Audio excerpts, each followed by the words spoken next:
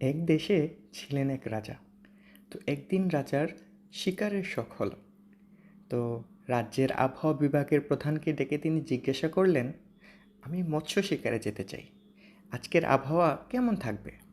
সে বলল, আজকে অত্যন্ত উজ্জ্বল এবং চমৎকার আবহাওয়া থাকবে, আপনি যেতে পারেন জাহাপনা। রাজা মৎস্য শিকারে বের হয়ে সাগর পাড়ে গেলেন। সাগর পাড়ে এক জেলে তখন ছাগল চড়াচ্ছিল। রাজাকে দেখে সে বলল, মহারাজ, আজকে কেন আপনি সাগরে যাচ্ছেন? একটু পরেই তো বৃষ্টি হবে। রাজা বললেন, বেটা জেলের বাচ্চা, তুই কি জানিস? আমি আবহাওয়ার খবর জেনেই এসেছি। রাজা সাগরে যাওয়ার কিছুক্ষণ পর শুরু হলো ঝুম বৃষ্টি। রাজা ফিরে এসে আবহাওয়া বিভাগের প্রধানকে বরখাস্ত করলেন এবং সাগর পাড়ের সেই জেলেকে আবহাওয়া বিভাগের প্রধান বানিয়ে দিলেন। জেলে পড়ল মহাবিপদে। সে আবহাওয়ার কিছুই জানে না।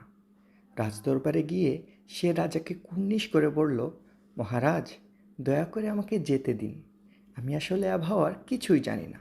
রাজা বললেন, তাহলে ওই দিন আমার আবহাওয়া বিভাগের থেকেও সঠিক খবর তুই কী করে দিলি? জেলে উত্তর দিল, মহারাজ, সেদিন সেখানে আমার কোনো কৃতিত্ব ছিল না, সব কৃতিত্ব আমার ছাগলের। বৃষ্টি আসার আধ ঘন্টা আগে থেকেই ছাগল ঘন ঘন প্রস্রাব করে।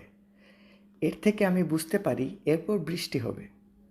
তারপর রাজা জেলেকে ছেড়ে দিয়ে তার ছাগলটাকে ধরে এনে আবহাওয়া বিভাগের প্রধান বানিয়ে দিলেন। আর সেই থেকেই রাজ্যের বড় বড় পদে ছাগলদের প্রাধান্য দেওয়ার রীতি প্রচলিত হয়ে গেল। আশা করি ব্যাপারটা বুঝতে পেরেছেন।